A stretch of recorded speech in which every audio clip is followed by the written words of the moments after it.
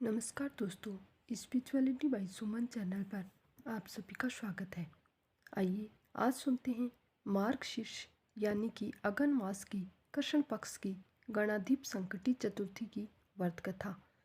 संकटी गणेश चतुर्थी का व्रत, जो कि हर माह की कृष्ण पक्ष की चतुर्थी तिथि के दिन संकटी चतुर्थी का व्रत किया जाता है, और वहीं पर हर माह की शुक्ल पक्ष की चतुर्थी तिथि के दिन विनायक गणेश चतुर्थी का व्रत किया जाता है। इस व्रत में भगवान गणेश जी का पूजन किया जाता है।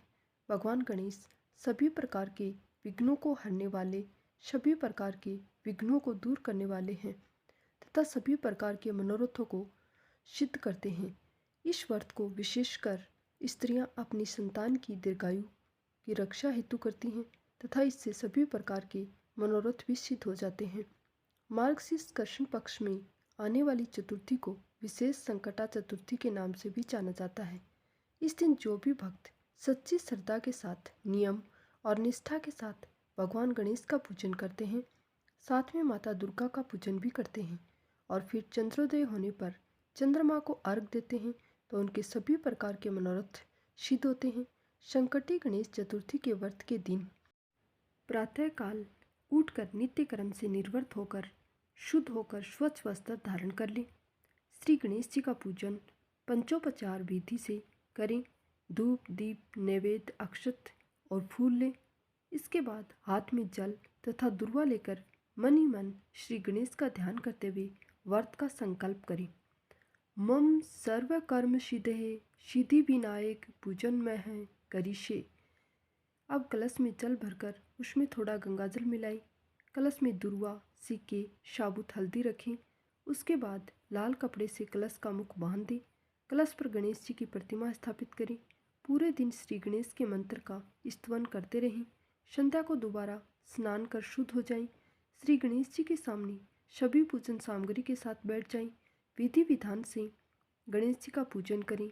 वस्त्र अर्पित करें। नैवेद्य के रूप में 10 लड्डू अर्पित करें। चंद्रमा के उदय होने पर चंद्रमा की पूजा कर अर्घ्य अर्पण करें। उसके बाद गणेश चतुर्थी की कथा अथवा सुने या सुनाएं। जो चावल, चीनी, तिल व घी से हवन करें। उसके बाद गणेश जी की आरती करें। 5 लड्डू प्रसाद के रूप में बांट दें और शेष 5 अगले दिन ब्राह्मण को दान में दें। आइए अब सुनते हैं मार्गशीर्ष मास यानी कि अगहन मास की संकटी चतुर्थी की पौराणिक व्रत कथा।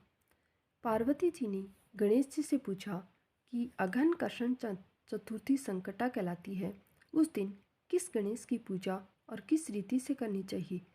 गणेश जी ने उत्तर दिया कि हे हिमालय नंदनी, अगहन में पूर्वोक्त रीति से गजानन नामक गणेश की पूजा करनी चाहिए। पूजन के बाद अर्घ देना चाहिए।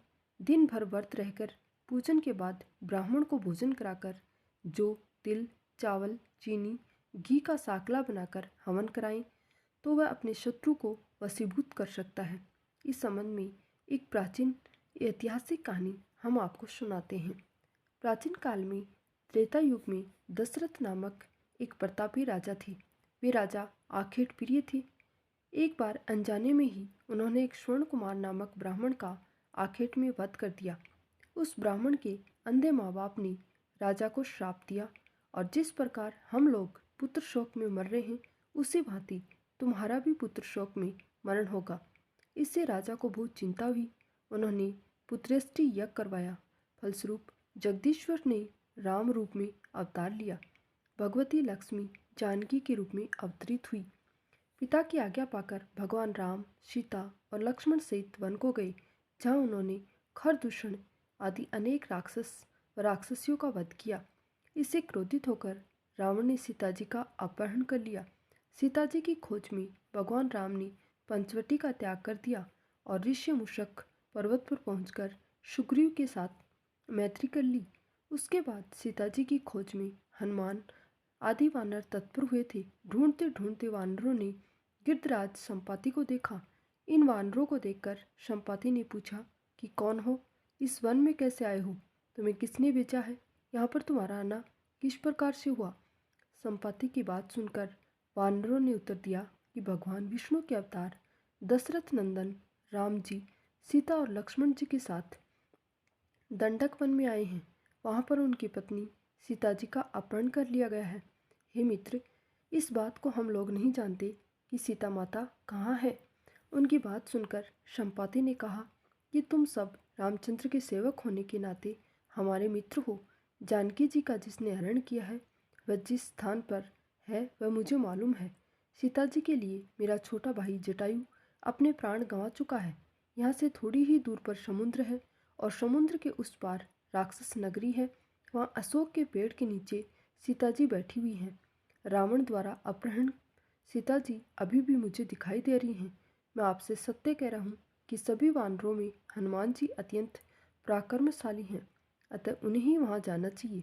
केवल हनुमान जी ही अपने पराक्रम से समुद्र लांघ सकते हैं, अन्य कोई भी इस कार्य में समर्थ नहीं है। संपाति की बात सुनकर हनुमान जी ने पूछा कि हे संपाति, इस विशाल समुद्र को मैं किस प्रकार पार कर सकता हूँ? जब हमारे सब वानर उस पार जाने में असमर्थ हैं, तो मैं ही अकेला कैसे पार जा सकता हूँ? हनुमान जी की बात सुनकर संपाति ने उत्तर दिया कि हे मित्र हनुमान, आप संकटनाशक गणेश चतुर्थी का व्रत कीजिए। उस व्रत के प्रभाव से आप समुद्र को क्षण भर में पार कर लेंगे। संपाति के आदेश से संकट चतुर्थी के उत्तम व्रत को हनुमान जी ने किया था। हे देवी, इसके प्रभाव से हनुमान जी क्षण भर में ही समुद्र को लांघ गए। इस लोक में इसके समान सुखदायक कोई दूसरा व्रत है ही नहीं। श्री कृष्ण जी कहते हैं कि महाराज युधिष्ठिर, आप भी इस व्रत को कीजिए। इस व्रत के प्रभाव से आप क्षण भर में अपने शत्रुओं को जीतकर संपूर्ण राज्य के अधिकारी बनेंगे। भगवान कृष्ण का वचन सुनकर युधिष्ठिर ने गणेश चतुर्थी का व्रत किया था। इस व्रत के प्रभाव से वे अपने शत्रुओं को जीतकर राज्य के अधिकारी बन गए थे। हम आपके गणेश चतुर्थी के व्रत की सफल होने की कामना करते हैं। साथ ही अगर आपको ये वीडियो पसंद आया है तो शेयर एंड सब्सक्राइब जरूर करें। धन्यवाद।